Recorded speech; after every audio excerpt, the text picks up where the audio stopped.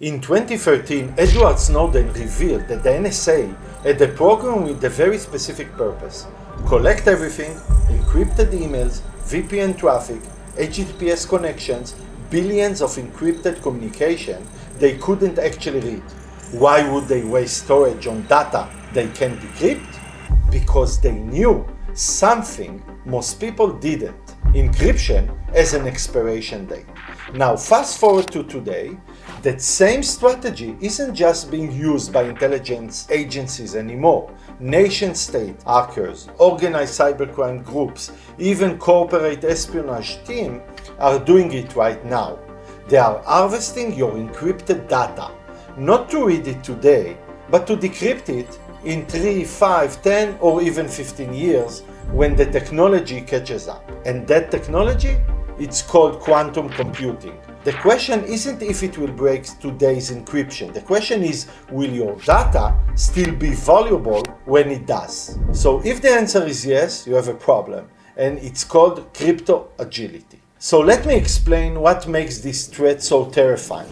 So every time you send a secure message, make an online purchase, or access your company's VPN, the data travels across the internet encrypted.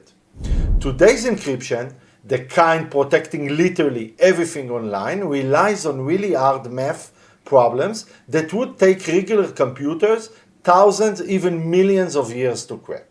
Specifically, most of the internet uses RSA and ECC encryption, elliptic curve. These work because it's incredibly difficult to factor huge numbers. Imagine a number that is 617 digits long.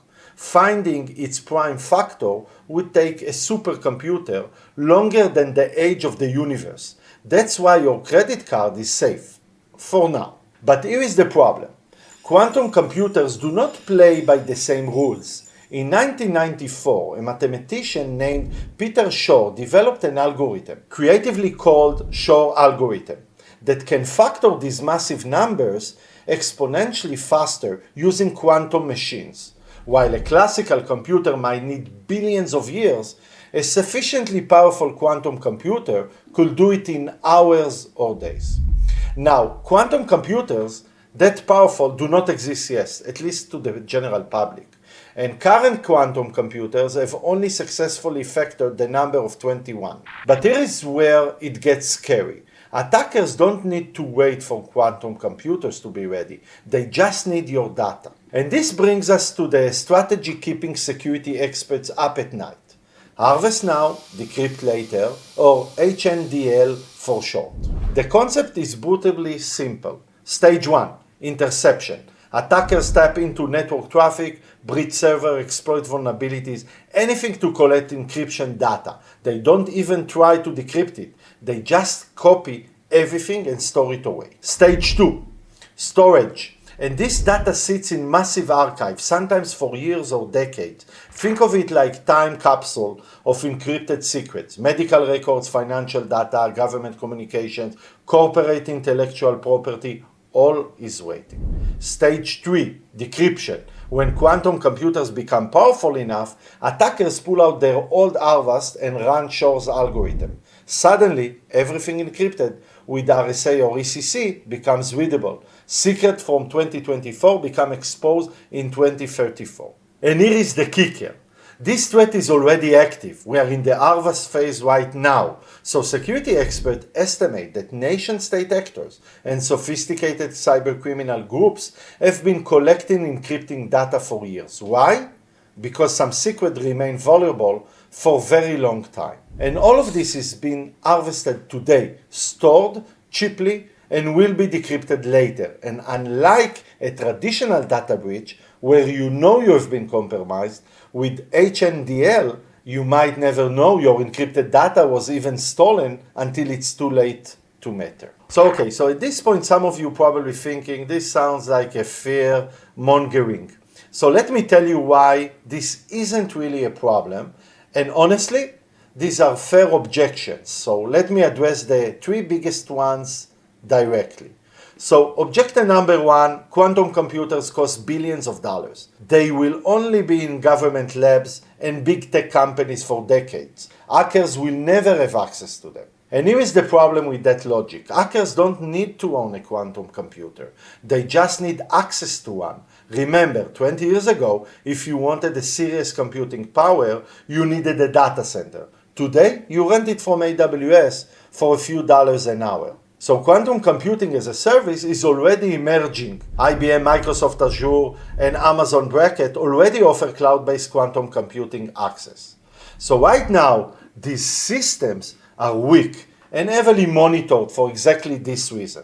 But the trajectory is clear. Quantum computing will become a cloud service just like everything else. And even if commercial access is restricted, that doesn't protect you from nation-state actors who will have their own quantum computers, or from insider threat, researchers, contractors, or even employees at quantum computing facilities who could be compromised. So you are not defending against random hackers, you are defending against well-funded, patient adversaries with long time horizon.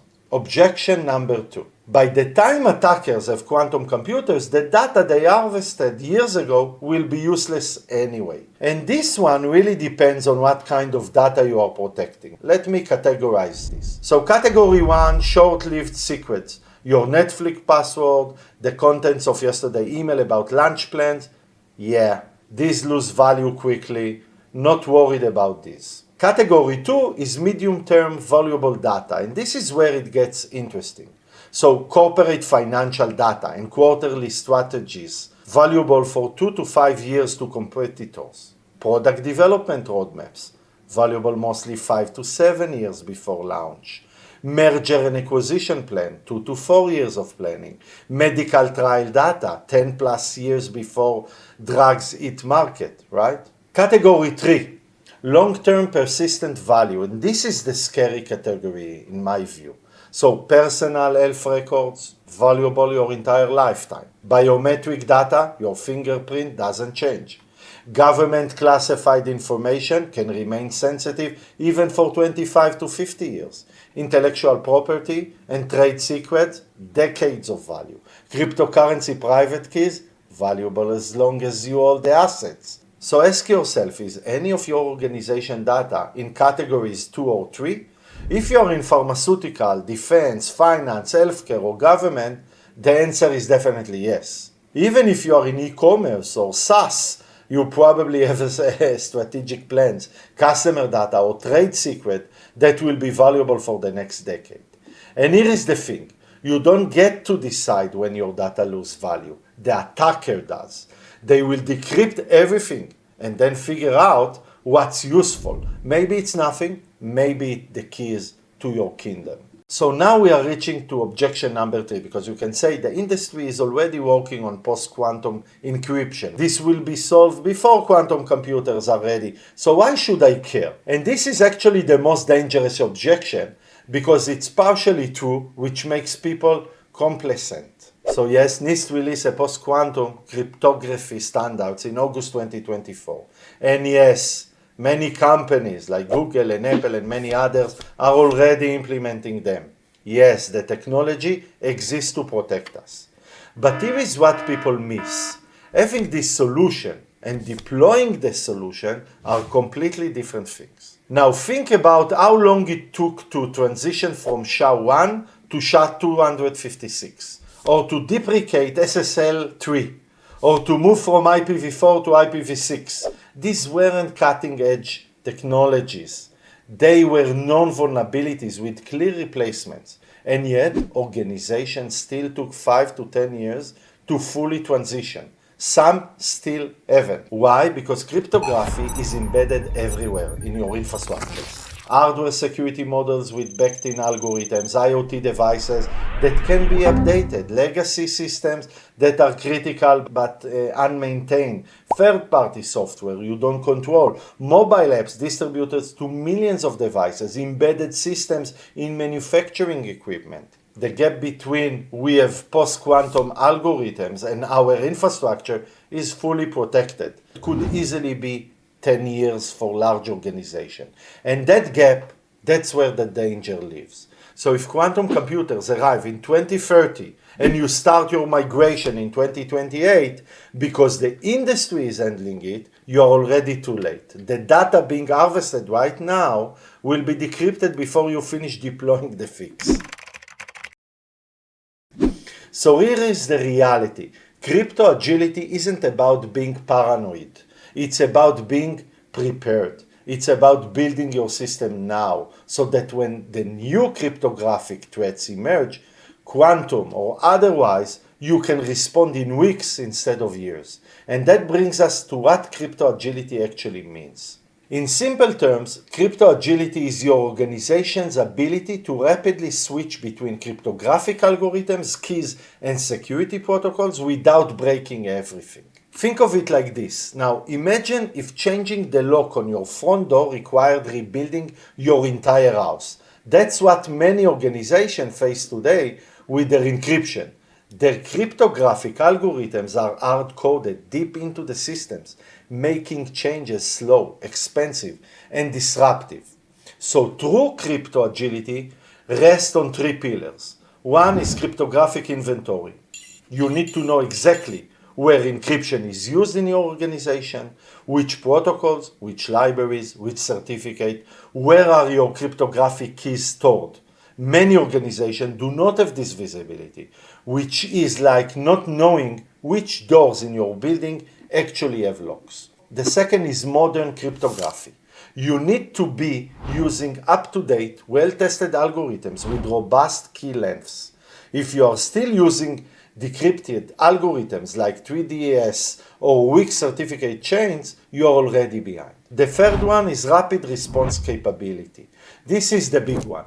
You need the ability to swap out vulnerable algorithms in minutes or hours, not months or years. This means automation, centralized certificate management, modular code architecture, and not hard-coded algorithms in your system.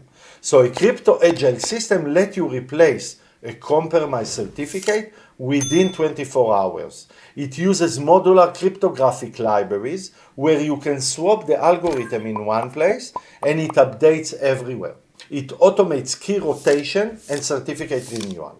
A non-crypto agile system? You might need to manually track hundreds of certificates in spreadsheets, update code across dozens of applications, and coordinate changes across multiple teams. A process that could take months for you. You might be thinking, if quantum computers are still years away, why do I need to worry about this now? So again, first, the harvest is already happening. Any sensitive data encrypted today with traditional algorithms can be at risk. So if your company has trade secrets, long-term strategic plans, or any information that will be valuable in 10 years, it's potentially being collected right now. Second, migration takes time. We are not talking about a simple software update. Organizations have to inventory all their cryptographic assets, test new algorithm, update protocol, retrain staff, and coordinate with vendors. Industry experts estimate this transition could take 5 to 10 years for large organizations. So if quantum computers arrive in 2030 and you start preparing in 2028, you're already too late.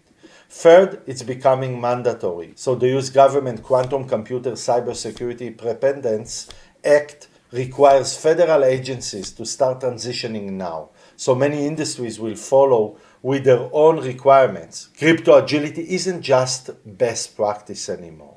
It's becoming legally required.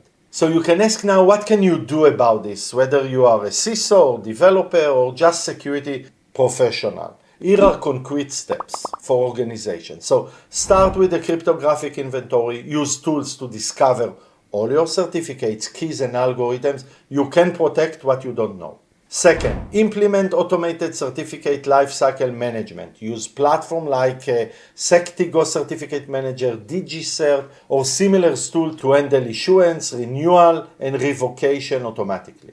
Third, deploy a proper PKI, a public key infrastructure. This gives you centralized control over your certificate and makes swapping algorithms much faster. Fourth, follow NIST post-quantum migration guidance. They have published a detailed roadmap for transitioning to quantum-resistant algorithm. I will leave the link in the description.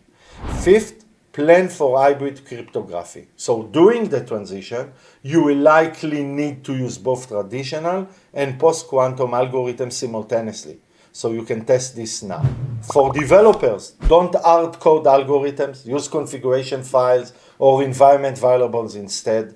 Use modular cryptographic libraries because this lets you swap implementations without rewriting code. Abstract your crypto operation, so one change in one place should update everywhere. That's true for everything in coding. And last but not least, stay informed. So follow the NIST standards, security advisories, and industry best practices. So to summarize, remember where we started. The NSA collecting encrypted data they couldn't read, betting on future technology to crack it open, allegedly. And that wasn't paranoia. It is a strategy. And it's working. So today, that same strategy is being deployed against your organization. The harvest is happening right now, this very second.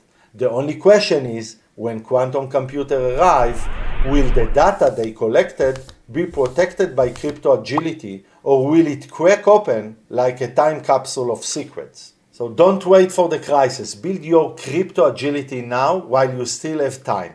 Now I've linked comprehensive resources in the description, including the NIST post-quantum standards, crypto agility implementation guides, and real-world case studies. If this changed how you think about encryption and security, subscribe for more in-depth cybersecurity analysis. Comment below if you want me to break down the technical details of post-quantum algorithms or show you how to implement crypto agility in specific environment. So until the next time, stay paranoid, stay prepared, and stay secure.